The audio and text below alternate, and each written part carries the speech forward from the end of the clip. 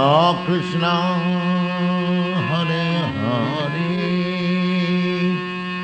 Hare Rama, Hare Rama, Rama Rama, Hare Hare,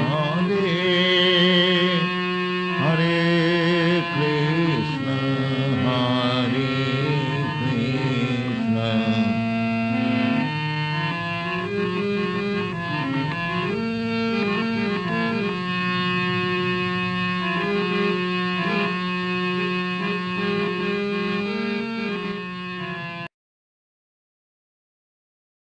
Glories to Srila Prabhupada, and all glories to the members of the Prabhupada Disciples Association, who gather here on a weekly basis. Excuse me, a little technical difficulty here, to hear the philosophy of Krishna consciousness from the unedited books of A.C. Bhaktivedanta Swami Prabhupada. And we have a mission.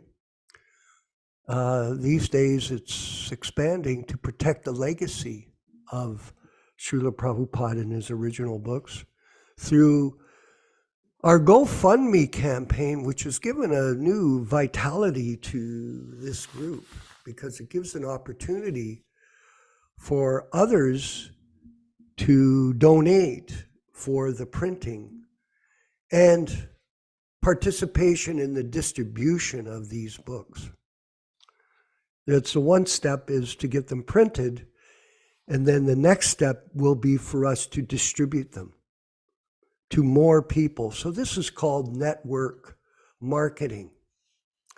The network marketing of the holy name, from one person to the next, like that, and we expand the community of devotees who understand the importance of Guru Tattva, the importance of association through sound vibration of the pure devotee of Krishna.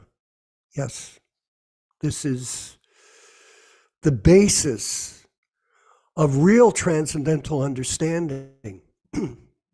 And nowadays, especially in light of the passing of so many of our God brothers and their release of their wills, as this goes on, we're seeing they're perpetrating a fraud, a misrepresentation of our disciplic succession. And this is a poison. Very serious issue. It's not, someone made a comment, oh, how come you're speaking about somebody that's passed away? Well,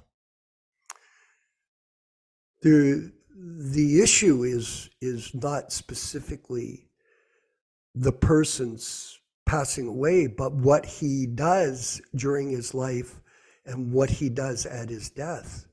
It's the principle of the matter. And the principle is that Prabhupada is our guru. And the arbitrary selection of so-called devotees to become Diksha gurus in our movement is no small thing.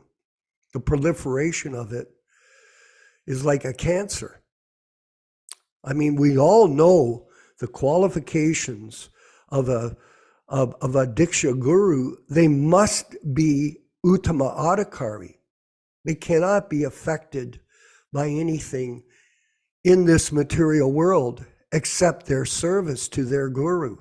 That is the system that was introduced by Lord Chaitanya Mahaprabhu. And when it's changed, this is serious. It's not a small thing. So we have to be very careful not to be misled by sentiment in terms of spiritual life. The Guru Tattva principle is one that we stick to as the most important principle in this association and the Hare Krishna society. Without it, everything is dismantled. And I wanted to mention There's a saying that when opportunity and preparation meet, there's a chance for success. First of all, there must be the opportunity. What is the opportunity? Well, somehow or other, by Krishna's mercy, our association came up with this program to reprint the Delhi Bhagavatams, the original Delhi Bhagavatams. Here's the beautiful cover here you can see. And I was looking at the book actually, and here's the copy we're reading from today. It's interesting to note that at the end of the first volume, it ends at page 364. And the second volume starts at 365. And it goes all the way up to 1196. There's 1196 pages in this Bhagavatam series. It's 3 volumes. So Prabhupada, this of course may not be acceptable in the academic circles in America, hypothetically. But for all the disciples of Srila Prabhupada, it is something we rejoice. We love it. It's so authentic. Nothing better than authentic. So this is an opportunity for us. We have an opportunity to give a donation towards this project for the reproduction and distribution of Prabhupada's original Bhagavatam that he brought from India in trunks in 1965. This is extraordinary. And so we should all look at this as a circumstance that's evolved somehow or other in 2024. And this is the first time a GoFundMe project has been created for other people's benefit. And by them donating, they will be eternally benefit themselves and their family members because they took a little bit of Lakshmi. We're almost there, by the way. We're about $3,000 away from our goal of $24,000. And so there's still opportunity for us to give what we can and get the mercy of Krishna. Prabhupada told us in a lecture recently, he said, do not try to see Krishna. This is not the way to attract Krishna. Trying to see, let me see Krishna, let me see God. No, he said, you should act in such a way that Krishna will see you. Attract the attention of Krishna. If you take a little bit of Lakshmi, like many of us, we've spent millions of dollars in survival. Millions. Now you could say, well, how is that possible? Well, if you look at your life over the years, if you multiply them by the cost of living per year, etc., you're going to see you could have spent 500,000, $1 million, $2 million, $3 million, $5 million. And some could have been involved in business up to 10, 15, 20, 30, $40 million. Yes. So Lakshmi is something that is constantly moving around. Chanchala, flickering. It comes, it goes.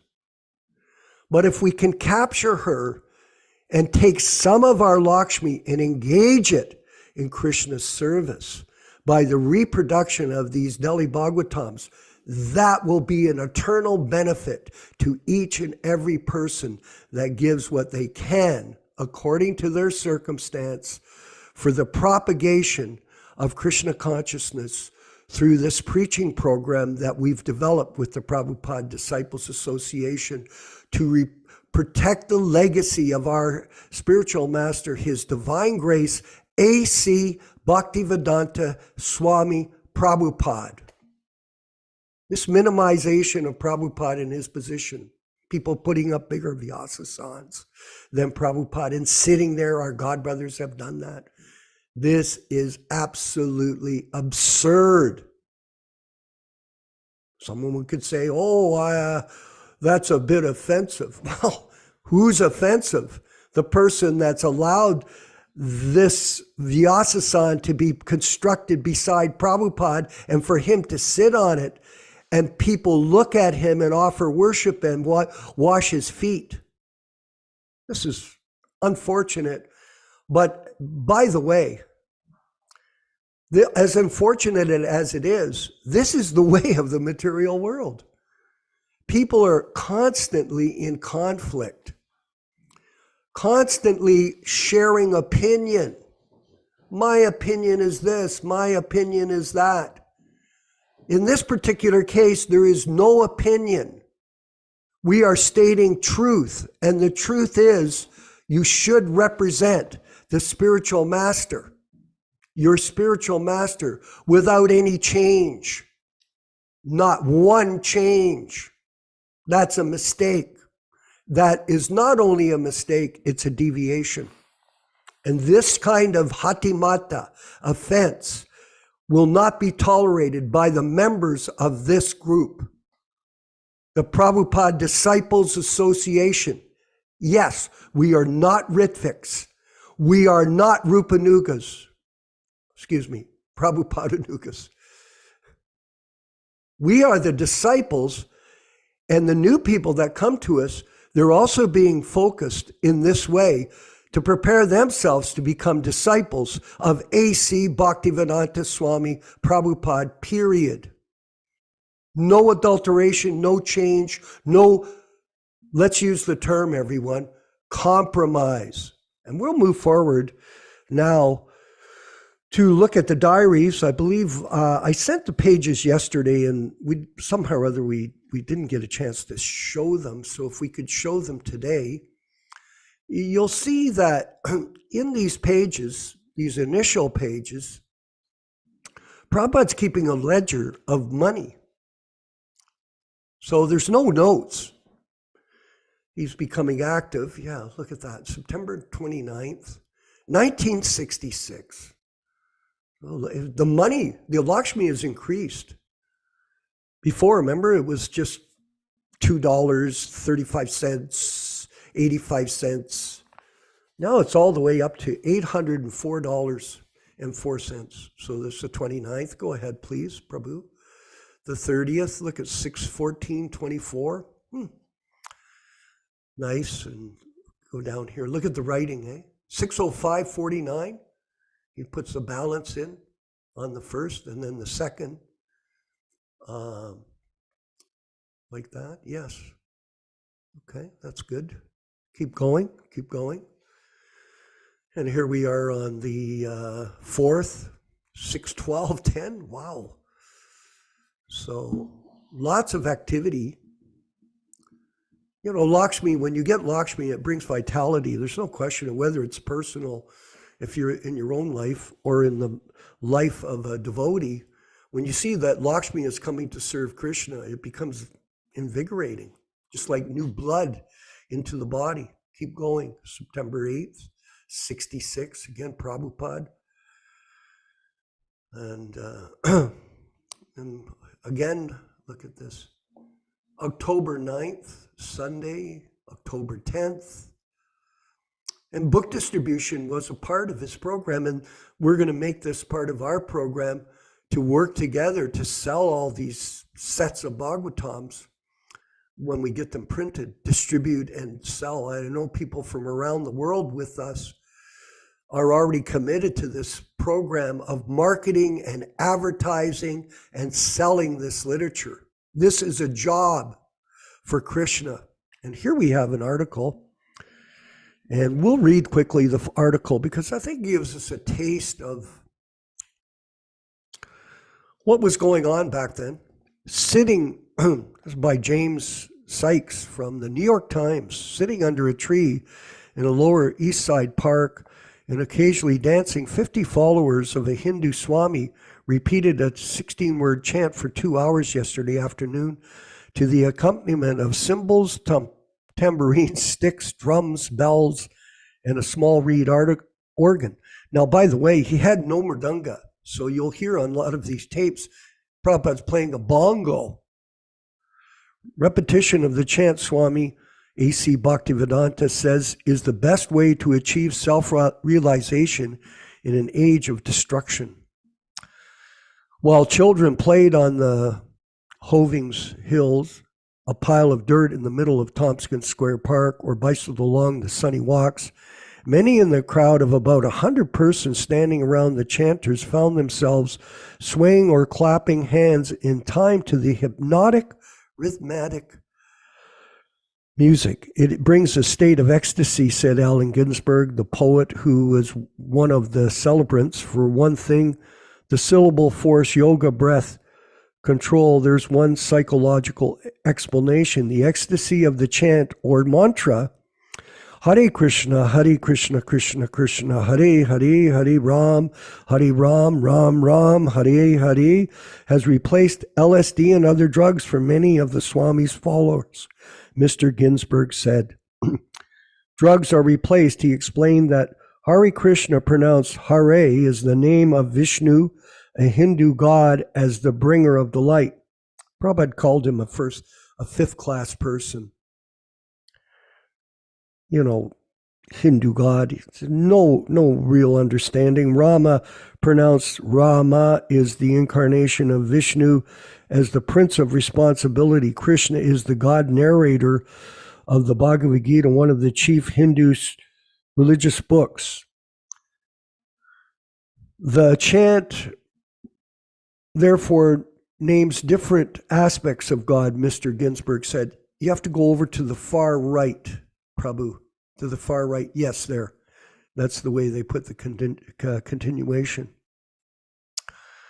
Another celebrant, 26-year-old Howard Wheeler, who is Hayagriva, who described himself as a former English instructor at Ohio State University, now devoting full time to the Swami, said, I myself took 50 doses of LSD and a dozen of peyote in 2 years, and now nothing. The Swami orders his followers to give up all intoxications, including coffee, tea, and cigarettes. He said in an interview after the ceremony, in this sense, we are helping your government, he added. However, he indicated the government apparently has not appreciated this help sufficiently, for the Department of Immigration recently told Swami Bhaktivedanta that his one-year visitor's visa had expired and that he must leave, he said. The case is being appealed. It's interesting to note that Prabhupada went to Montreal, and he was at Expo 67. And that's when Yashoda first saw him. Interesting how Krishna guided Yashoda Nandana Prabhu to meet Srila Prabhupada through this pastime. The Swami, a swarthy man with a short cropped grayish hair, who was clad in a salmon-colored robe over a pink sweater, said that when he first met his own teacher or guru in 22, he was told to spread the cult of Krishna to the Western countries through the English language. Therefore, at this age of 71, I have taken, it goes back over, thank you, taken so much risk, he said. Yes, he suffered heart attacks. He said he arrived in New York in the United States in September 1965, September 19th. The Swami, whose title is equivalent to the Reverend, conducts chanting and gives lectures at his International Society for Krishna Consciousness, Inc., a storefront at 26 2nd Avenue between 1st and 2nd Streets on Mondays, Wednesdays, and Fridays from 7 to 9 p.m. and every morning at 7 a.m. He has scheduled another session in the park at 7th Street and Avenue on Sunday at 2 p.m. His followers were said to include a lawyer, a mathematics professor, several teachers and social workers, as well as full-time devotees. Very interesting. Going back in time and feeling the energy and excitement that Prabhupada was generating while he was pushing forward the Sankirtan movement of Sri Chaitanya Mahaprabhu. And we're going to do the same thing. We're going to march on, everyone. All glories to Srila Prabhupada and the Sankirtan mission. We'll move forward with the chanting of Jaya Radha Madhava. And we're going to hear the Srimad Bhagavatam being read from these original Delhi Bhagavatams this morning and see how deep the realizations and understandings are for everyone's benefit and for those people in the future that will be getting copies of these books. All glories to Srila Prabhupada.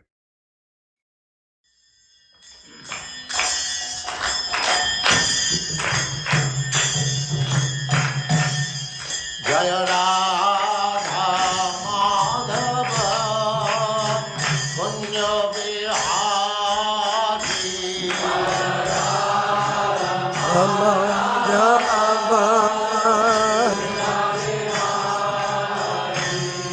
Jaya Radha Madhava Kunja Vihari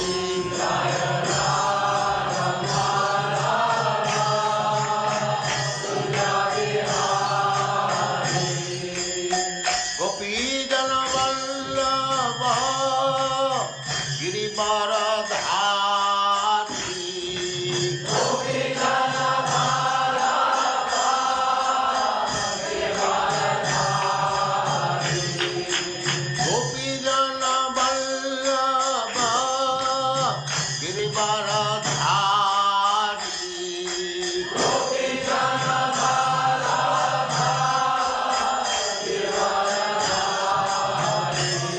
Jaya Radha Madhava Kunja Vihari Jaya Radha Madhava Kunja Vihari Jaya Radha Madhava Kunja Vihari Jaya Radha Madhava Kunja Vihari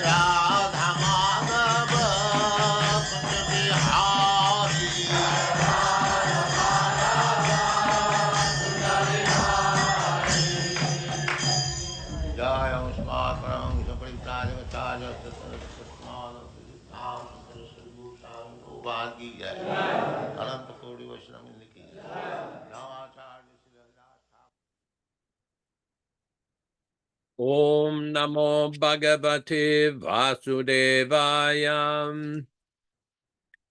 Om Namo Bhagavate Vasudevaya. Om Namo Bhagavate Vasudevaya.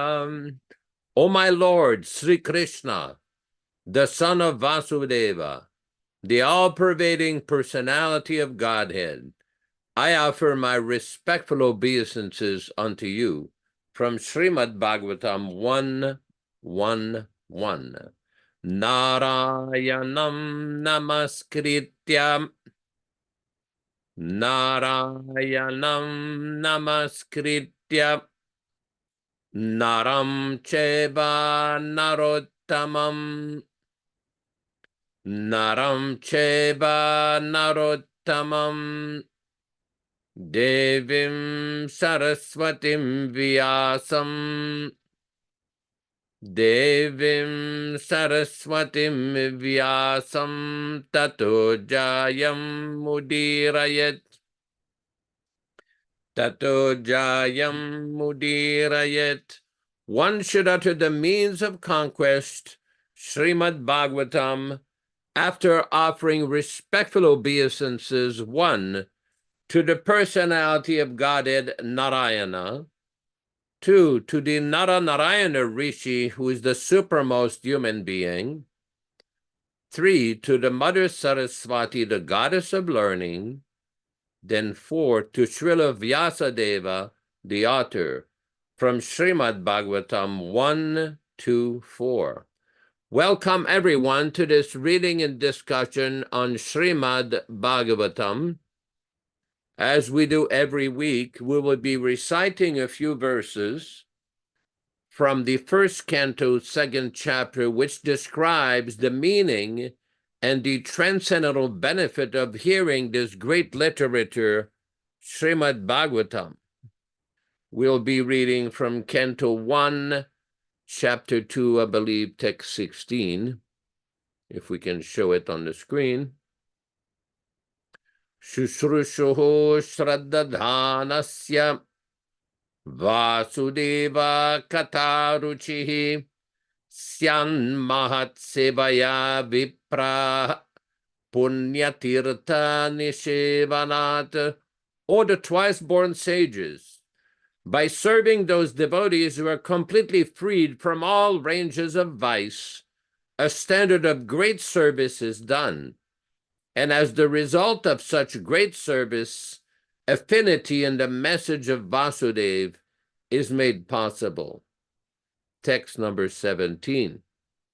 Shrinvatam svakataha Krishnaha punya shravana kirtanaha hridyantastohya bhadrani vidunoti suritsatam.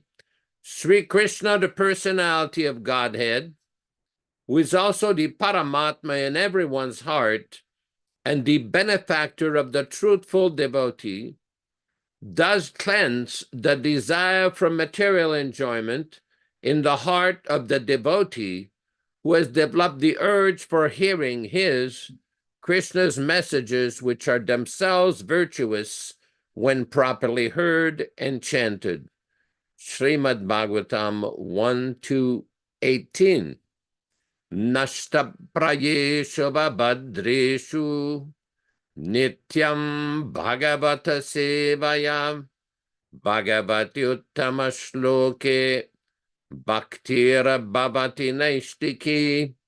By regular attendance in the Bhagavatam class or rendering service unto the pure devotees, all that is inauspicious in the heart of a candidate becomes destroyed almost to nil, and thus loving service unto the personality of Godhead, who is praised with transcendental songs, comes into being an irrevocable fact. Text 19.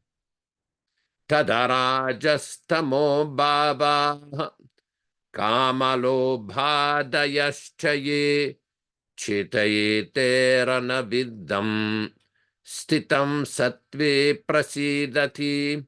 As soon as irrevocable loving service is fixed up in one's heart, at that time the effects of the nature's mode of passion and ignorance, such as lust, desire and hankerings, etc., do disappear from one's heart, and he becomes fixed up in a mode of goodness, which makes him completely happy. Again, thanks everyone for this participation in this very auspicious reading and discussion on Srimad Bhagavatam. I believe today we'll be reading from Canto 1, Chapter 5, text number 12.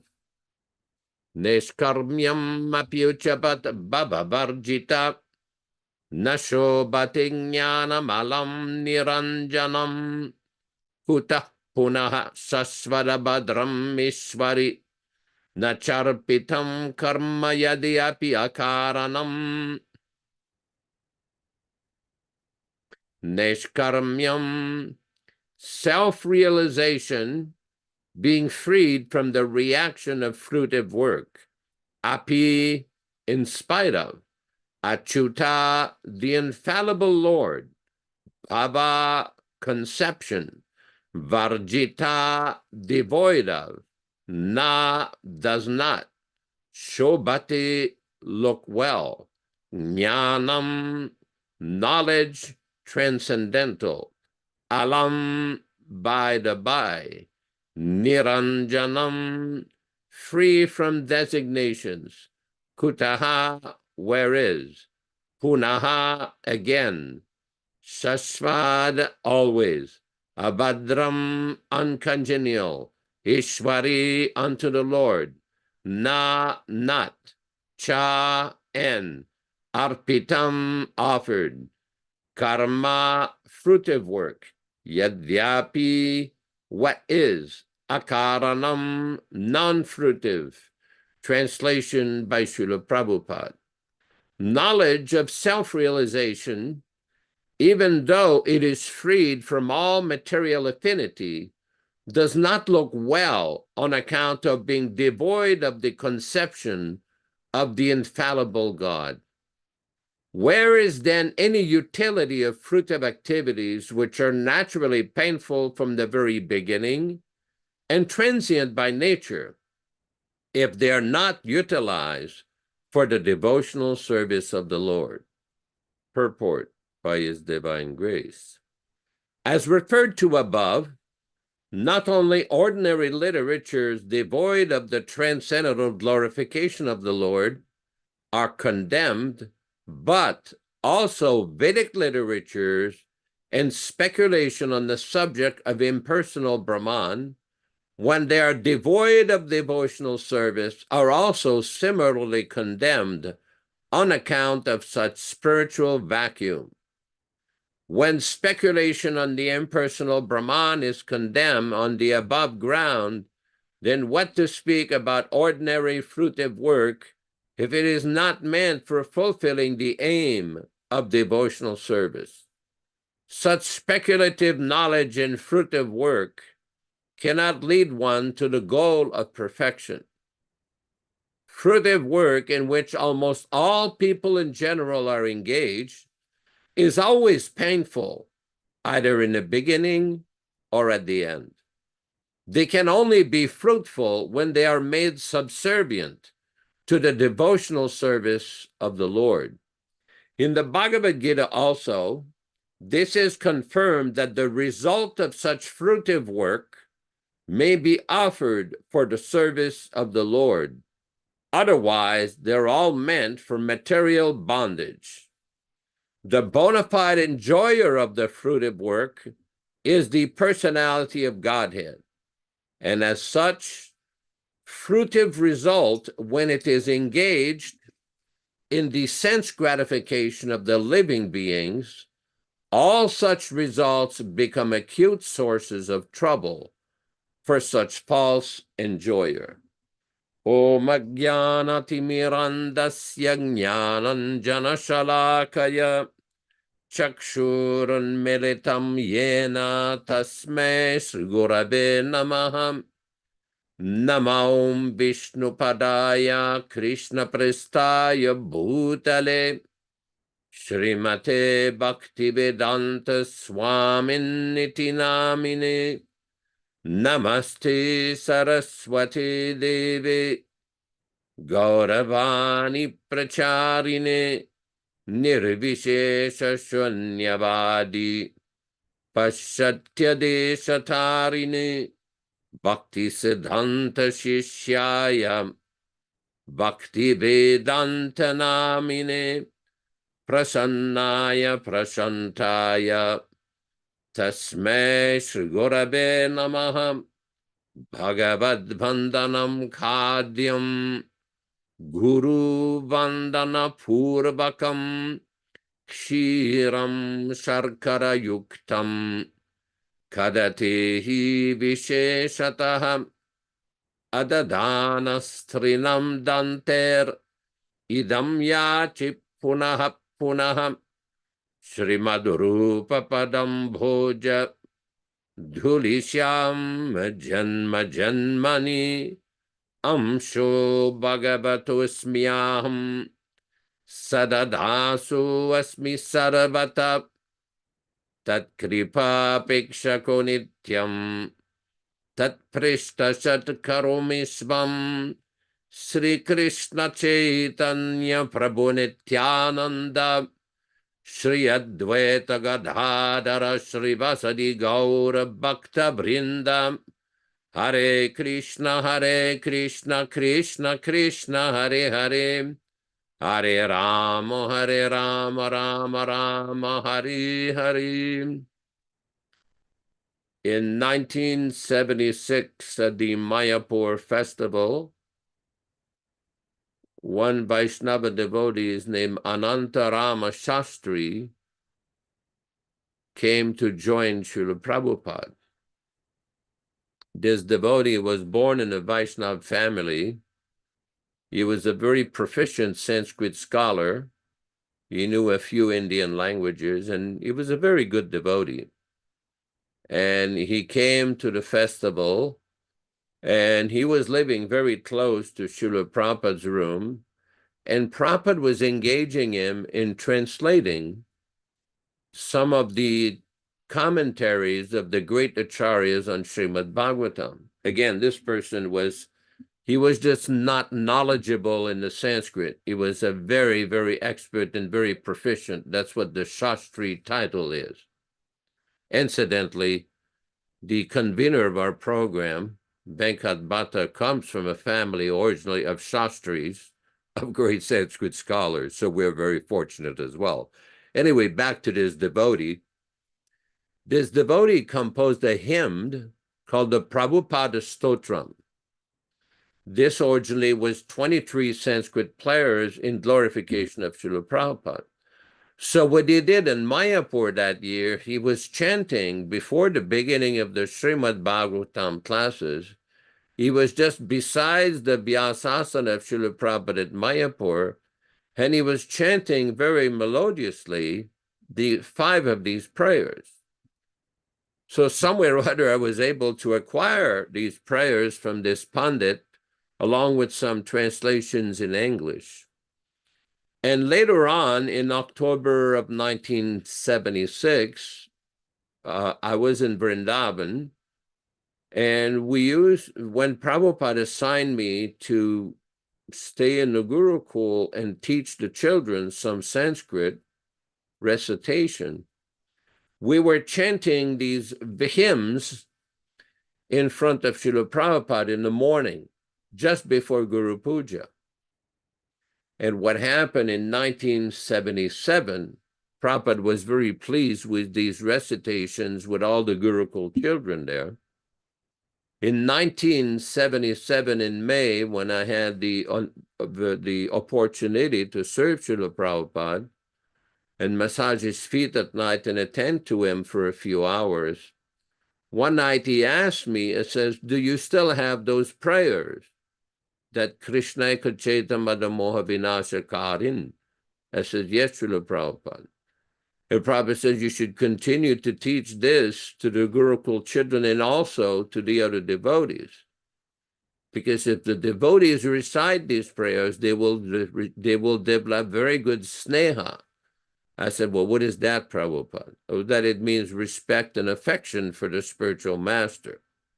Says this is very valuable prayers that Vaishnava scholar. Then he asked me what happened to him. I said, well, my understanding is that he stayed for some time and then some devotees chased him away. Some dispute happened with some other Sanskrit scholar from ISKCON who was simply subsequently kicked out of ISKCON by Srila Prabhupada. So that devotee somewhere or other left, but his prayers are still there. Those hymns, I believe, are there on the internet on the Prabhupada, so-called prabhupadanuga.com.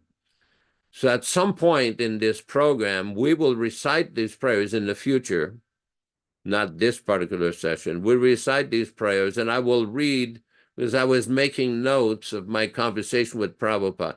That conversation, unfortunately, was not recorded. I had no recording facilities when I was massaging Prabhupada's feet in those days, but I did make notes subsequent of the exact conversations I had with Srila Prabhupada.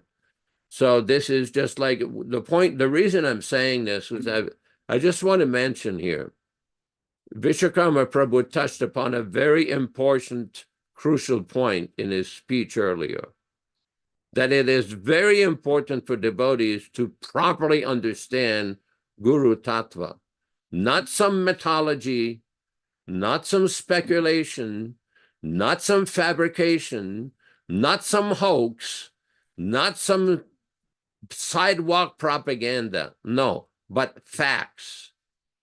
Anybody can believe what they want. Anybody is entitled to their pious beliefs. That's fine. We don't decry anybody's beliefs. What we are interested in is facts and evidence. Now, if somebody wants to say, oh, I was there and Prabhupada said this and this means that, and we really know what Prabhupada really meant and what Prabhupada really intended, and you see the massive chaos and massive nonsense that followed about these people that had some so-called personal living association with Prabhupada with their speculative interpretations. What we want is facts and open discussion. I've often said, if anybody wants to take us on, tread bare, no time limit, any topic, and we can discuss the entire history of all the individuals who have propagated this hoax, this monumental hoax upon the society of devotees, that Prabhupada allegedly appointed some successors in some mysterious, barely audible audio tape. Well, the reality is very different. Srila Prabhupada did not appoint any successors. He did not appoint or nominate any Diksha gurus. And if anybody believes or is of the opinion that he did, then try to prove it. Try to prove it.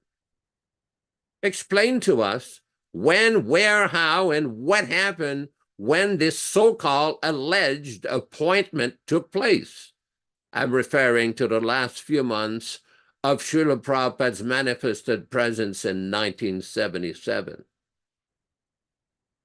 Anyway, coming back to this text of Srimad Bhagavatam, it's very important when we analyze Srila Prabhupada's statements. In 1977, as part of these conversations I had with Srila Prabhupada in the month of May, one day Prabhupada says, so what do you do in the Gurukul there? How do you teach the children?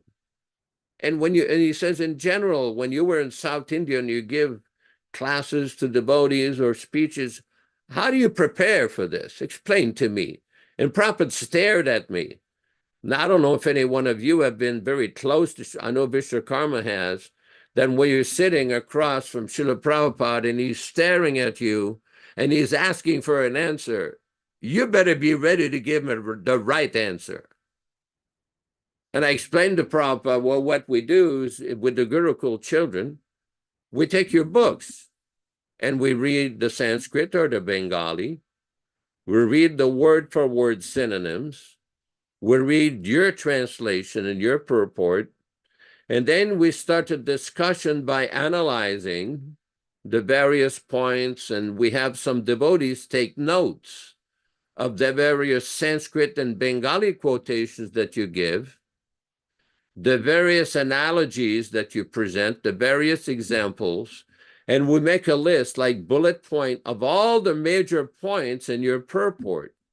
And then we draw a list of questions on this purport. And we discuss that with the various, because these classes were being conducted with many of the children like Dwarkadish, Kendra, and other devotees. They were like 11, 12, 13 years old. And when Prabhupada heard that, he smiled and says, yes, that is a very good system. And give them time to express various questions and discussion. This is the proper way of studying the book, systematically. Now, my point is, why is this important? Not because I had that conversation with Prabhupada, is that Prabhupada confirming that there is a proper way, a bona fide way to study the books. We're not interested in political propaganda and big pronouncements that people say, oh, if you don't accept the such and such appointed person, you're going to hell, and all of this nonsense. This is not Vaishnavism. This is political maneuvering. We're not interested in political maneuvering or nonsensical sermons. What we're interested is carefully hearing, submissive hearing of the teachings, the bona fide original teachings of the Acharya. When Prabhupada says in the second canto of Srimad Bhagavatam that one should approach the current link. Now, we're all aware that some of our contemporaries and colleagues, or sometimes former colleagues, have interpreted that means living, some living person. Well, I've got some news for you. The Acharya is still living. Prabhupada is always living in sound. Just yesterday, I was looking at the Srimad Bhagavatam again. I do read some every single day. And it's just so profound the way that Prabhupada structured that book. He dedicated the book to his Guru Maharaj. And then he says, he lives forever by his divine instructions, and the follower lives with him. Why did Prabhupada say that? Let's deal with this statement a little bit. Prabhupada could have chosen to say the initiated disciple, or disciple lives with him. What does he mean by he lives forever by his divine instruction? What is that? It's very simple. It's not complicated. Now, we don't have to be a PhD in grammar or English to comprehend what Prabhupada is trying to convey, what he is trying to articulate. It's a very simple point that he will live forever with his books, with his teachings, with his instructions. Just like he was living forever with his Guru Maharaj, his divine grace, Srila Bhaktisiddhanta Saraswati Thakur Prabhupada.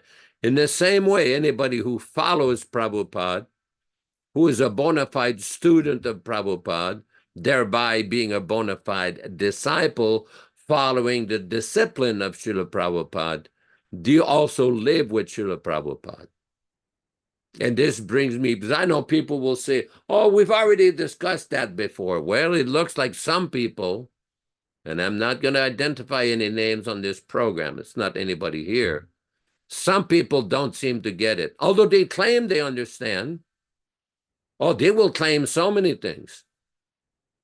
But we see Prabhupada very early on in 1969 in Los Angeles, California, in a Srimad Bhagavatam class on January 13th, 1969, made another very profound statement. That what we have heard from the spiritual master, that is living. Let me just repeat that again. What we have heard from the spiritual master, like Srila Prabhupada, that is living. So when people try to say, oh, Prabhupada is not available, Prabhupada is not present, he is not physically here, you have not understood the teachings. You have not understood the fundamental point. And why is that so important?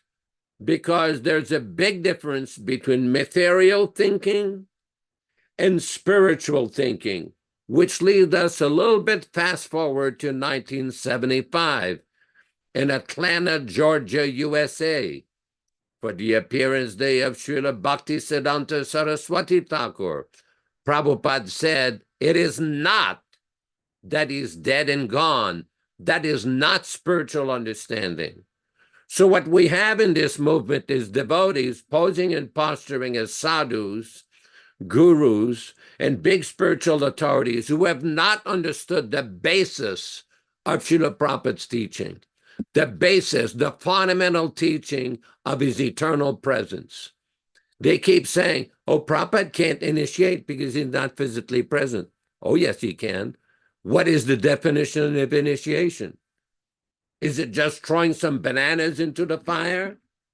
Throwing some ghee into the fire? What is their idea?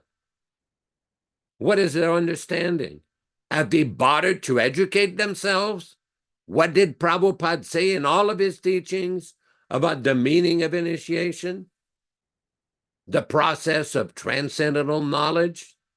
Divyam jnanam yato dadyat kuryat papasya sanshayam tasmad dikshiti saprokshes tegdeshitais tatako vidai. People will say, oh, we've heard all that before. Well, put it in your head again. Hear it again. The transmission of transcendental knowledge is the essence of initiation. Yesterday morning in the Bhagavad Gita class, we were reading from this very important statement in the Sri Chaitanya Charitamrita, which incidentally has been mutilated and botched by the editors, so-called editors of the BBT or so-called BBTI, where Prabhupada described the direct disciple of Srila Krishnadas Kaviraj Goswami was Srila Narottam Das Thakur, who accepted Srila Vishwanath Chakravarti as his servitor. In another lecture, Prabhupada said that Vishwanath Chakravarti accepted Narottam Das Thakur as his guru. How did he accept him as his guru since he never physically met him? How did that happen? In what sense is Srila Prabhupada saying that he was the servitor, the reception of transcendental knowledge? For those who are still under the illusion that initiation just means a celebration of throwing bananas into the fire, educate yourself. Look at Prabhupada, all of Prabhupada's statements about initiation, initiated, reception of transcendental knowledge, transmission of transcendental knowledge. How is it that these people will argue that what we're saying that Prabhupada is still initiating or giving transcendental knowledge is not possible because it's not physically here, but he is here.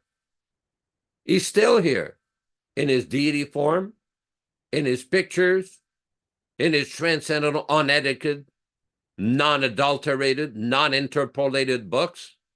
He's here. For those who understand the basic that Prabhupada have just been describing, they will understand that it makes perfect sense that Prabhupada is still initiating people all over the world.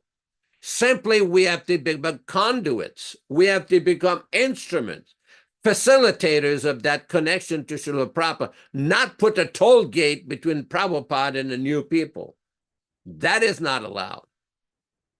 In 1976, there was a very ominous lecture where Srila Prabhupada was speaking again to a Vaishnava who just departed, and another devotee named Achyutananda Swami, and Yeshomati Nandana from Ahmedabad. very important conversation with Prabhupada was talking, what happened to the Gaudiya Math? Why did it fail?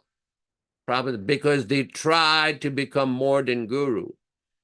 And Prabhupada explained that Bhaktisiddhanta Saraswati Thakur gave so many instructions before he departed, and he did not appoint any Acharya. Now think about that for a moment. And as the conversation went on, Srila Prabhupada said, as soon as he learns that Guru Maharaj is dead, now I can kill Guru and become Guru. And then on the audio tape, you don't see this in the transcript. On the audio tape, there was this very eerie silence for 5 or 6 seconds. Then Prabhupada says, then he's finished. Now, why would Prabhupada be referring that somebody is killing Guru when Bhaktisiddhanta Saraswati Thakur departed on the 31st of December, 1936? Because he's referring to people trying to kill or minimize the eternal presence of the Guru. That is the point. Devotees should meditate upon these things and carefully understand why Prabhupada was trying to tell people, just act as my representative on my behalf. Now we see so many people are rejecting various authorities because they see the same nonsensical disease of pratishta, of name, fame, power, position, adoration, as infiltrated the original society that Prabhupada founded and so many other reform groups. Devotees should be very careful about this. Do not engage in this posing, posturing, pretending, prophet adoration distinction. This will spoil everything. This will spoil everything. Thank you very much. To whom it may concern. Hare Krishna. Thank you, Prabhu, very much for that wonderful explanation of these verses from the Srimad Bhagavatam. And you had asked me to read a section from Prabhupada's morning walk on December 12th, 1973 in Los Angeles. December 12th, 1973 in Los Angeles, on a morning walk, Prabhupada spoke as such. Unless we take care of the books and preach, unless we take care of the books and preach and read ourselves, understand the philosophy, this Hare Krishna will be finished within a few years. Thank you, by the way. Because there will be no life. That's right, Prabhupada. We are so foolish, we never realize anything unless you tell us like that without preaching. Prabhupada, without preaching, without understanding the philosophy, you cannot keep your strength. Everyone should be thoroughly well conversed with the philosophy which we are putting. That means you must read thoroughly every day. So many books we have got. And Bhagavad is so perfect that any verse you read, you get a new enlightenment. It is so nice, either Bhagavad Gita or Bhagavad, but it is not an ordinary thing.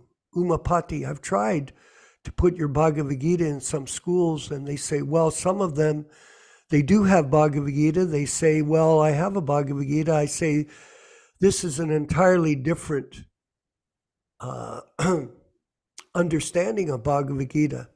It's just somebody else's opinion, and we don't have so much interest in a variety of opinions on the same book. It is not opinion. We are placing the as it is without opinion. Well, those are the terms. It is very difficult to overcome. So preaching is very difficult. That I have repeatedly saying. You cannot take preaching very easygoing. Preaching must be fight. Do you mean say fighting is easy thing? Fighting is not easy thing.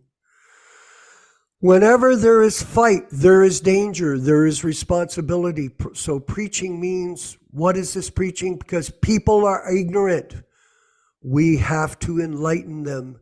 That is preaching. And I think that that was the essence of the discussion today, or part of it, was to carefully study the books, like Yashodanandana Prabhu was directing the students at the Gurukula school back in 75, Prabhu? 76.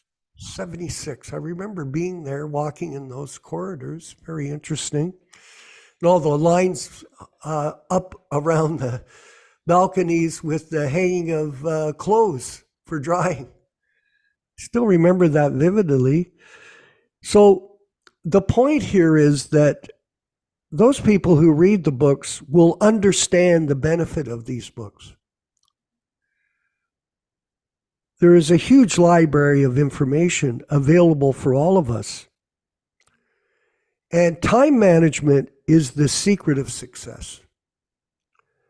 So Chanakya Pandit, there's a famous quote, lost time cannot be bought back for millions of gold coins. So what is our most valuable asset in the human form of life? Our time.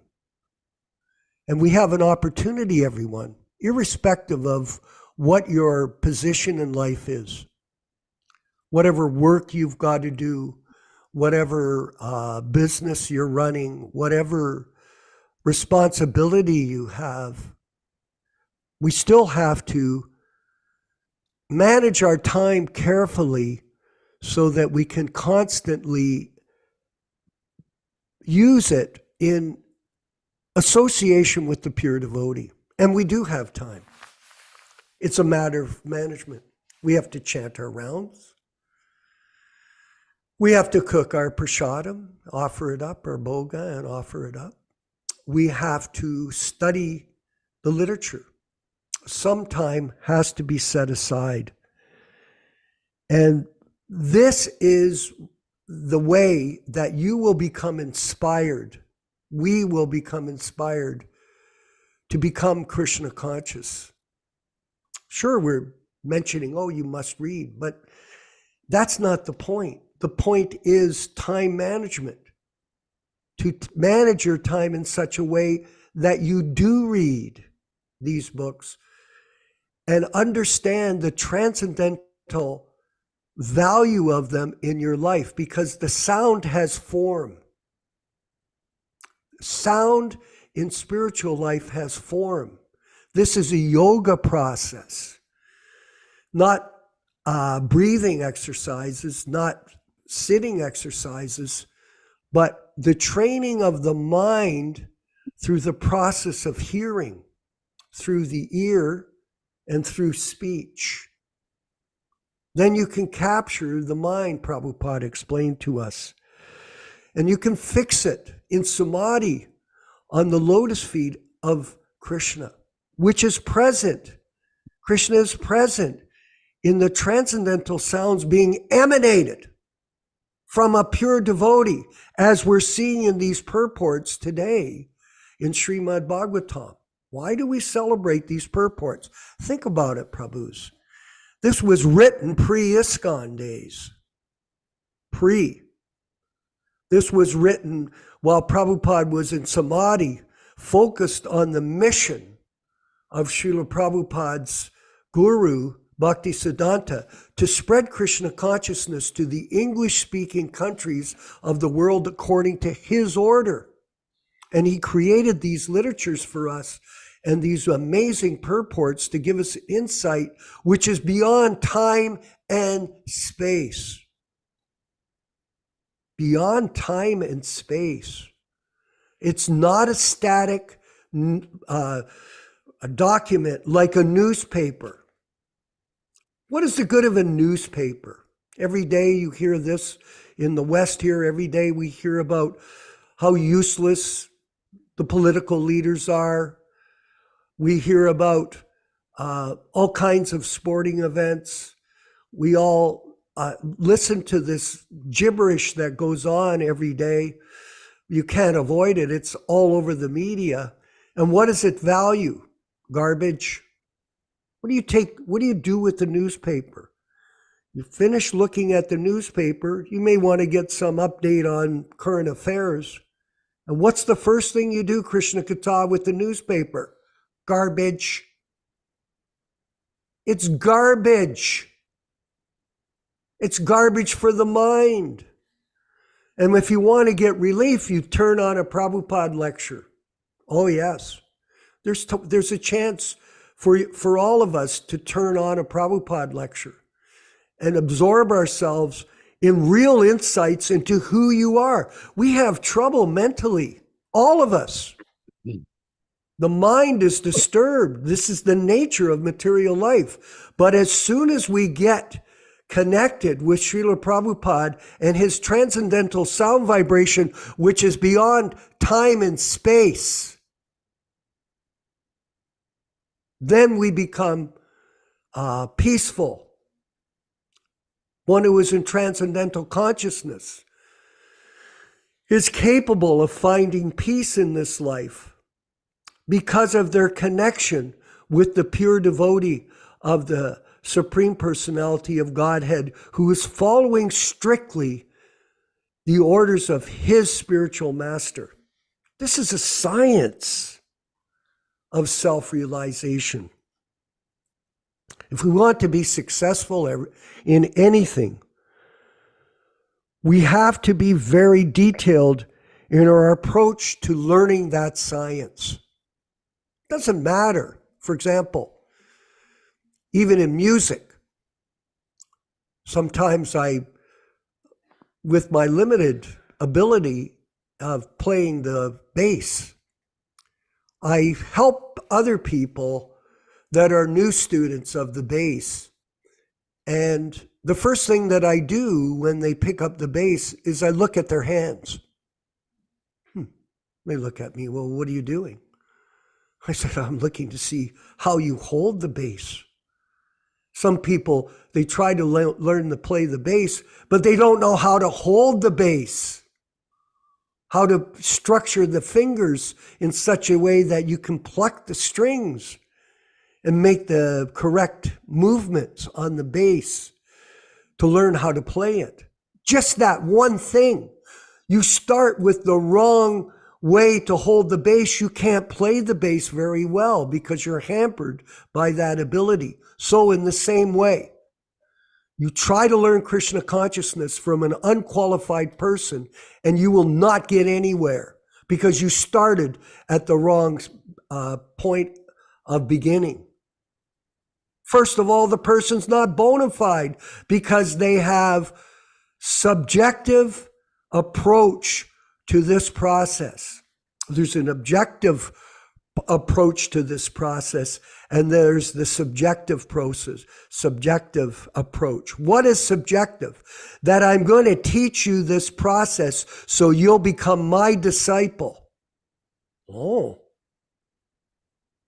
I'm going to teach you this process so you'll donate money to me so I don't have to go to work. All I have to do is cash the money in the bank and spend it at my whim with plane tickets and vacations and world travel like a transcendental rock star. What kind of nonsense is that? And this has been going on in the name of millions and millions of dollars being wasted by the whims of a few people. This has gone on. This is not a joke. How many people here in this group can get on a plane and go wherever they want, whenever they want, and not worry about the cost of accommodation and the plane ticket and expenses? None of us. Because we all work for our money. We all work for our opportunity to be able to serve Krishna and take care of our responsibilities. But some people take advantage of this. This is a science. This is a science of hearing and chanting and serving the mission of Srila Prabhupada. And we're very fortunate these days that we've come up with this opportunity to serve this mission by the reproduction of the original Bhagavatams so that other people can read them and get inspired. I can still remember Yashodanandana Prabhu back in Hamilton in 1971 on Charlton Street, where we had our rented house. We were living there. It was a 3-story house. I still remember reading the Bhagavatams from Prabhupada's original collection, because all these small preaching centers had these books as the vehicle for understanding. And it was such a great realization that was manifesting for myself and the other God brothers and God sisters that were living together in this ashram preaching center. A great insight into the dynamic nature of transcendental sound. How do you get it? You have to apply yourself. It's not by chance or by accident that someone can achieve anything by whimsical behavior. It takes discipline, and disciple means discipline. If you're not interested and you're not serious about this process, then it's not necessary to take it up because it's not a fad. This requires surrender, real surrender, and being submissive and cooperative and humble before the assembled Vaishnavas. We can't prove anything to anyone because a lot of people, they don't want to see it. They only want to think from their own state of subjective understanding what is what. Like, for example, when we enter into a dialogue, a discussion with some of our God brothers, I've had so many of them with the Bhagawats and the Adi Jagas and the other people, the Krishna Dasas, etc. I can't even mention the numbers.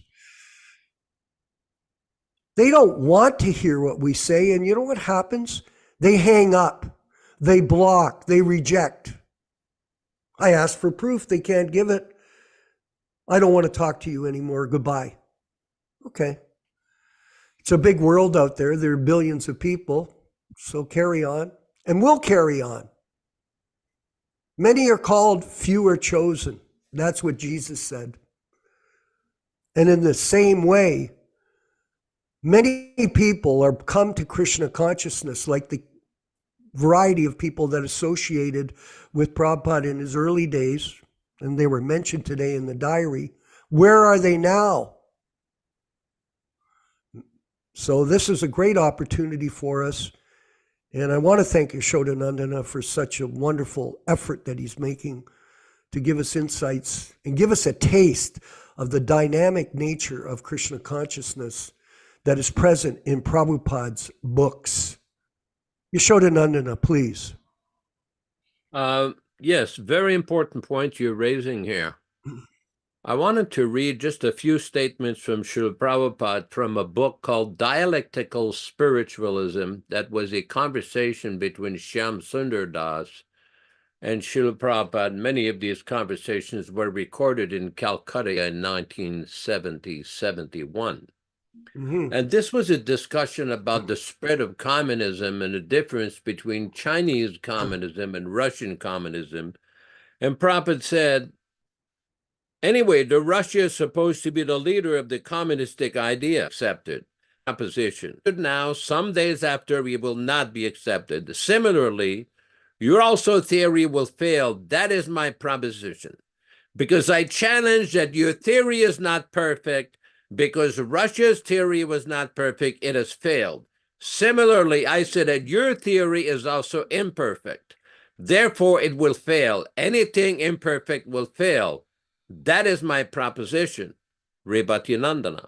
His propaganda is that it is perfect because it has made the Chinese people, Prabhupada, propaganda. By propaganda, you can do anything. That is a different thing, but fact is fact. If your theory is not perfect, you make however propaganda, it will fail. And then Prabhupada goes on a little further, he says, by philosophy, you give something which will not create any conflict. but by conflict, by crushing, by subduing. If you want to establish your peace, then what is the value of this peace? Shyamasundar. He says we also have to prevent foreign intervention. Prabhupada, if your theory is perfect, why there should be foreign intervention? Ribatinandana. How foreign intervention will be dangerous to you if you are perfect? Well, because Shyamasundar, because the capitalists are Prabhupada. That is bias. Your people also become capitalists. Why Khrushchev was driven away? Because he was becoming. So because you are all imperfect, you think in a different way. But ultimately, you will find that it is useless, childish, that's all. So the point is that we are seeing many devotees all around the world questioning, challenging the status quo or the authoritative position or so-called authoritative position of various members of Prabhupada's original society, because they've seen and have experienced so many falsehoods, fabrications, lies, distortions, and nonsense. Blatant nonsense. We're not going to go into the whole laundry list, but what we see always coming back, oh, we're the authorities, therefore we're always right. We can do whatever we want. Well, in the real world, it doesn't work that way, even in the spiritual sphere. And this is what Prabhupada is trying to say here. What is the value of your peace if you have to crush and subdue and dominate everybody? Prabhupada spread his movement on the basis of love. He attracted people on the basis of his great purity, his humility, his powerful transcendental delivery. Nobody can imitate that. So when Prabhupada says, just be my representative, do it on my behalf, just do that. And then it will fit. But by trying to crush people, dominate people, subdue people, that will not work, regardless of your so-called propaganda and pious beliefs. Thank you very much. Hare Krishna. Yes, Prabhupada, Yashodanandana Prabhu, as we all, as a group, understand it, is the transparent via media for Krishna. This is a very interesting understanding of our philosophy, that he is not actually speaking, but Krishna is speaking through him. And in this way, Prabhupada is perfectly surrendered to Krishna as his servant. You become the agent of the Supreme Lord, the representative. So in the same way, now some people have the capacity to understand this philosophy. Some people don't. It's not in them. For whatever reason, they take action from a subjective point of view. I'm going to do this so that in my career, I will get the result. And I'll use Prabhupada's teachings, I'll use Prabhupada's success to promote my success. Very insidious, actually. Why do people do this? False ego. The false ego is not something you can easily overcome. It's very difficult. We all suffer from that. But when you step into the process of bhakti yoga and try to promote yourself as God's representative, when you have personal motive for your own self-aggrandizement, this becomes hatimata, the mad elephant offense. And this little insignificant, teeny-weeny nobody will be stamped out at the time of death because of their offenses. We are insignificant. We have no position except the position of servant of the servant of the servant of Krishna. And the more you become a servant of the mission of Srila Prabhupada, And the mission of Lord Chaitanya, the greater we will become as devotees, like Jayananda did and demonstrated to the world his service attitude, which was exemplary. And Yashoda and I were discussing it yesterday, how Prabhupada was so affected when he got the news, and Yashoda was in the room when he got the news, and that Prabhupada was very sad to hear of the disappearance of Jayananda. And then he told Yashoda in his presence, he has gone back to Godhead. So very, very important lessons today for all of us. So many points. And Krishna Katha, who is my friend and godbrother, has a very interesting story about his spiritual journey and the hardships he's gone through to get to this point. We'd like to call upon him to share some of his realizations on today's discussions about the Krishna conscious sampradaya of the pure devotee. Yes, well, this again is without any doubt for all that will watch this video and all the subsequent videos for the last 2 years, will come to the conclusion that they're either serious or they're not. This is really the point, is you have this easy street where you see the opportunity to become a voted in faker, cheater, pretender, poser, so many words. And so they take it. Why should I be disciplined? Why should I be austere? Why should I take up this difficult side of actual spiritual practice when I can go on easy street? So this is the attraction. This is why we see so many of this unauthorized, concocted, voted in, offensive, I can sit where Prabhupada sits and be him, be better than him. So I extrapolated, just like it's very easy to do. In this current system, we have these persons that are eventually going to leave their body, and they're already asking for where they're going to want their samadhi and how it's to be built and placed in this location in the Holy Dome. So can you see hundreds of these samadhis being erected all over at some point? There's not enough space in India for all these samadhis. They're all bogus. Right now, obviously, our disciplic line, right, that they rightfully are to be worshipped for all time, right? The Goswamis, Bhaktivinoda Thakur, Rupa Goswami, Bhakti Siddhanta, Bhakti Vedanta, and we have Jayananda, pure devotee, Pushpa Samadhi. These are the real devotees that are deserving of this honor, not all these posers. So when you extrapolate that out, it's out of control, completely out of control. So just like Lord Indra was chastised by Krishna in the great pastime of the lifting of Govardhan Hill, because he wanted to know, why am I not getting my worship that I always get from these inhabitants of Braja? What's going on here? So just as Lord Indra, very exalted personality in our universe, king of the demigods, was chastised by this young boy, Krishna, in the same way, these, how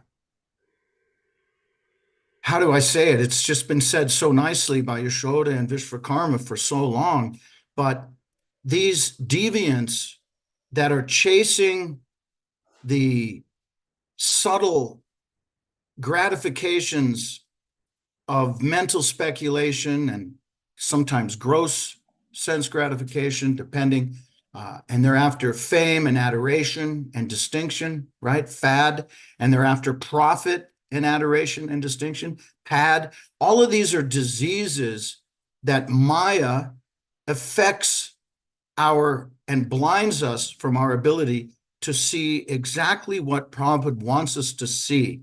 And that is the transcendental message that is delivered through transcendental sound all the way to the very jiva who we are. The soul wakes up, hears the absolute truth, and now is on the path, has taken this first step, this initiating step. Just like we have on this class, Chaitanya Ramdas. He now knows the truth because the soul has wakened to the truth. He was attracted, he went through the process and has become aware that the process was a fake, was bogus, but he was sincere. And that's the difference. You're either serious and sincere, or you just want easy street. Easy street. I don't have to go to work. I can wear these robes. Someone can even clean them for me. They can deliver my food on a nice stainless steel tray to my room, and I just got to pretend my way through it. That's what's happening. Just like Prabhupada said, the actual Shakti has been lost in his temples, but his books will endure. They will endure, and that is why Vishwakarma has brought up very nicely our GoFundMe program.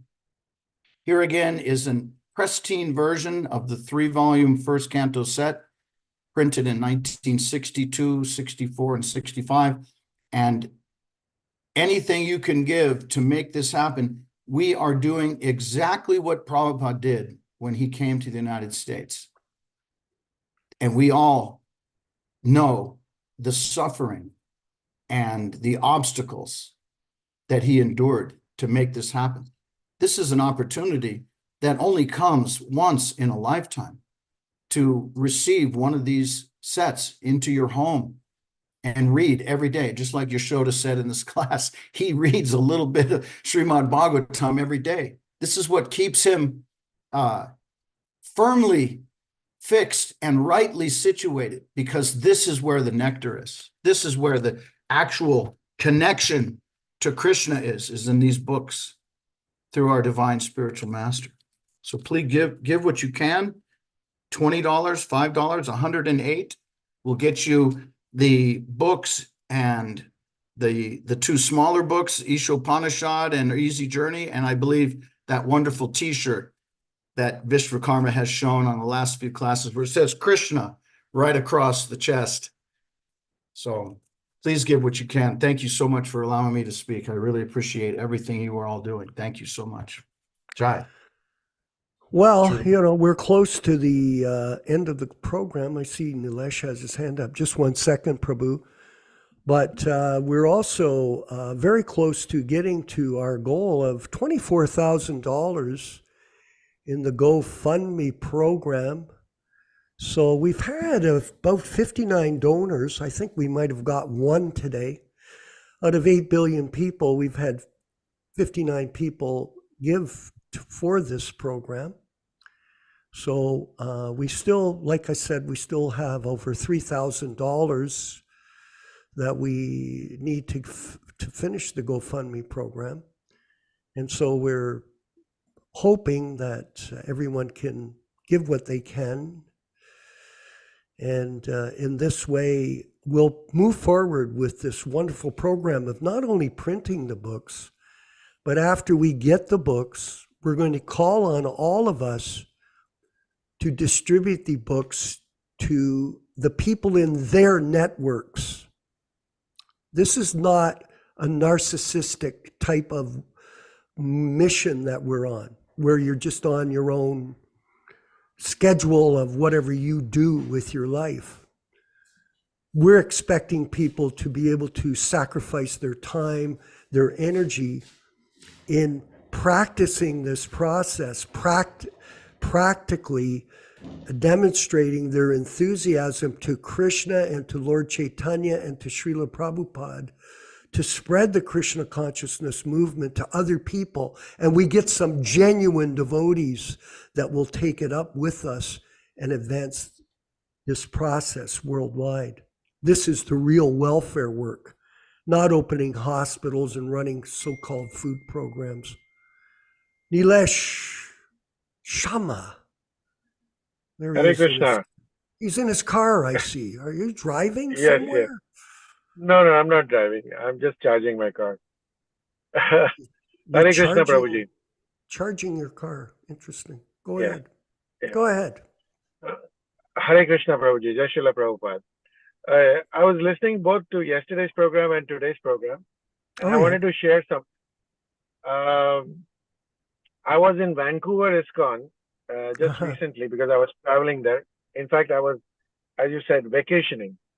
And one of the experiences which I got, that it is right next to an Hindu temple, which is a much more modern looking temple, and I'm sure more recent than the Vancouver temple. And we were attending the Arati, the evening Arati over there, Shri Radha Madan Mohan, I believe, right, in Vancouver. So Which temple? while we were Which temple were you at? ISKCON temple, Oh, ISKCON Vancouver. at the ISKCON ISKCON temple. Vancouver. Okay. Yeah. Yeah, ISKCON Vancouver, Radha Madan Mohan temple. Yes. So the deity's names are Radha Madan Mohan. And while we were doing the Arati, there was this very young Prabhuji over there. He's busy trying to sweep the floor. And while the Arati is going on, he is disturbing the congregational members as he's sweeping the floor.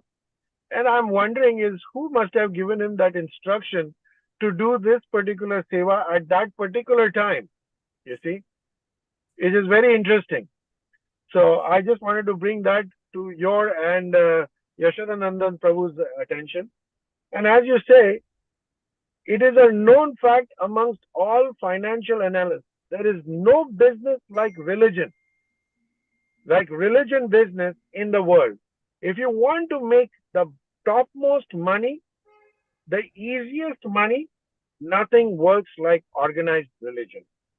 You know that, I know that, we know how Vatican works, we know how everything works. And in fact, even Vatican recruits a lot of consultants, you know. In fact, one of the persons I know used to work for McKinsey and Associates. He said that, yeah, they get hired by Vatican also to have marketing and all other things going on. So nothing works like organized religion. Nothing makes money like that.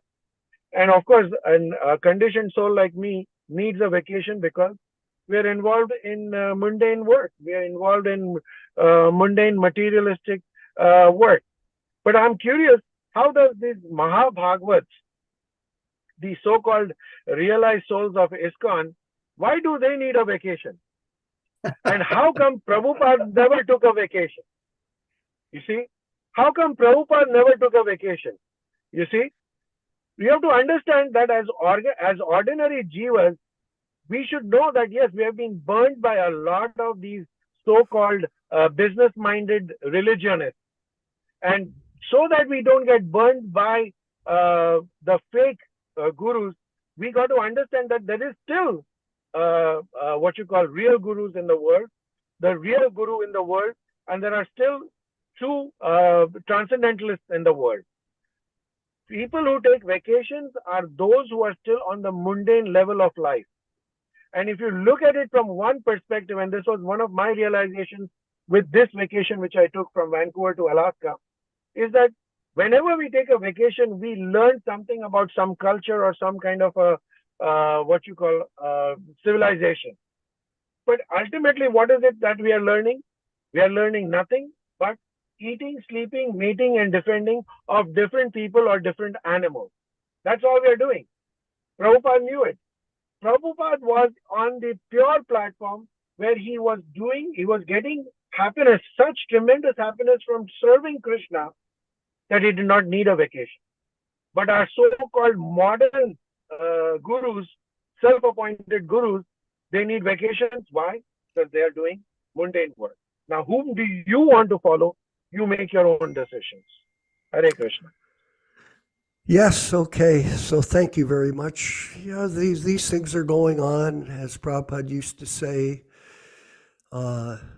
especially in these different organizations and groups, because everyone has independent free will, and we're hoping that all of us take up this mission to revive the Krishna consciousness movement through the Hare Krishna Society Prabhupada Disciples Association. And if any of you have any questions regarding anything that we're discussing or doing, please, by all means, get in touch with us personally.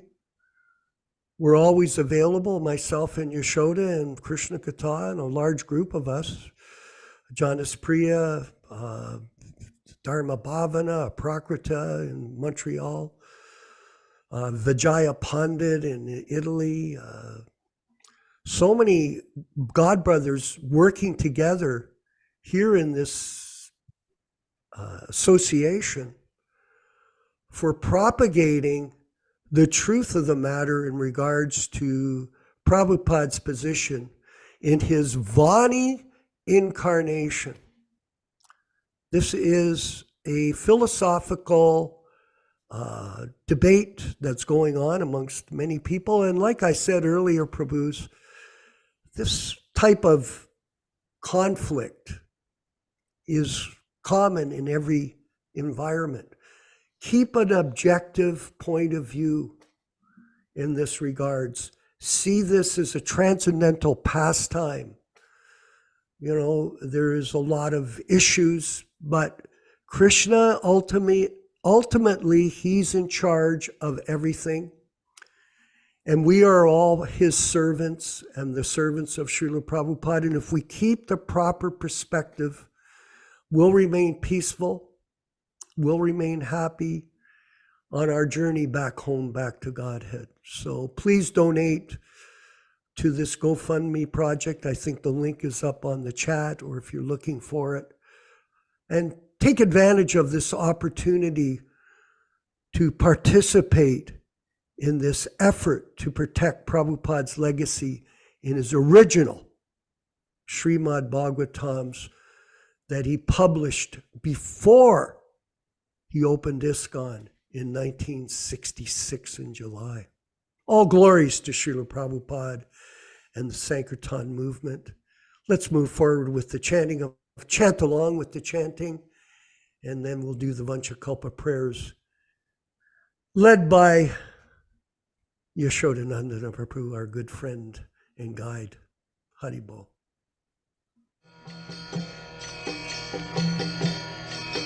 Hare Krishna, Krishna Krishna, Hare Hare, Hare Rama, Rama Rama, Hare Hare. Hare Krishna, Krishna Krishna, Hare Hare, Hare Rama, Rama Rama, Hare Hare.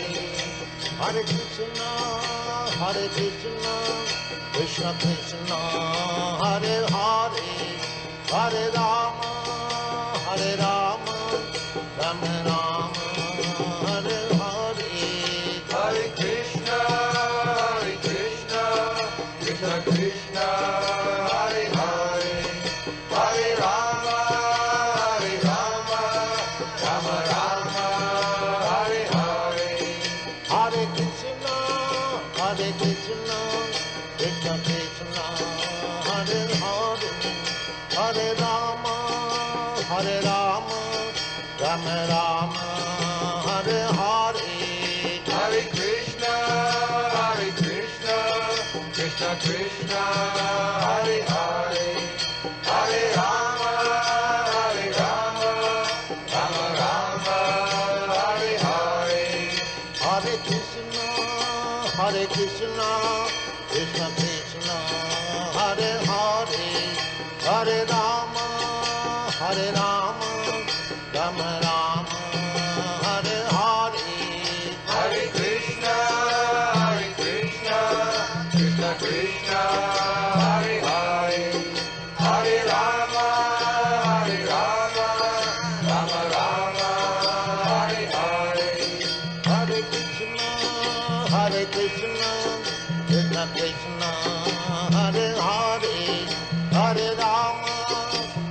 Rama, Rama Rama, Hare Hare, Hare Krishna,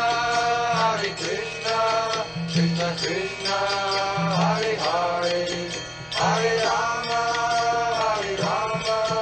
Rama Rama, Hare Hare, Hare Krishna, Krishna Krishna, Hare Hare, Hare Rama, Rama Rama, Hare Hare, Hare Krishna, Krishna Krishna, Hare Hare, Hare Rama, Rama Rama, Hare Hare, Hare Krishna, Krishna Krishna, Hare Hare, Hare Rama, Rama Rama, Hare Hare, Hare Krishna, Krishna Krishna, Hare Hare, Hare Rama, Rama Rama, Hare Hare. Thanks everybody for participating. Let us offer our respectful obeisances to all the Vaishnava devotees of the Lord. Vanchakalpa tarubhyascha kripa sindubhya evacha patitanam pavanebhyo Vaishnavibhyo namo namaha. I offer my respectful obeisances unto all the Vaishnava devotees of the Lord, who can fulfill the desires of everyone, just like desire trees, and who are full of compassion for the fallen souls. Hare Krishna. All glories to Srila Prabhupada. Thanks, Venkat Prabhu, for managing the program, and thank all the participants and everybody who's made comments on the chat. Very much appreciated. Hare Krishna. Hare Krishna. Hare Krishna. Vandeham Shri Guru Shri Juta Padakamalam Shri Gurum Vaishnava Vangsha Shri Rupam Sagrajatam Sahagana Raghunathannitam Tang Sajivam Sadaitam Savadhutam Parijana Sahitam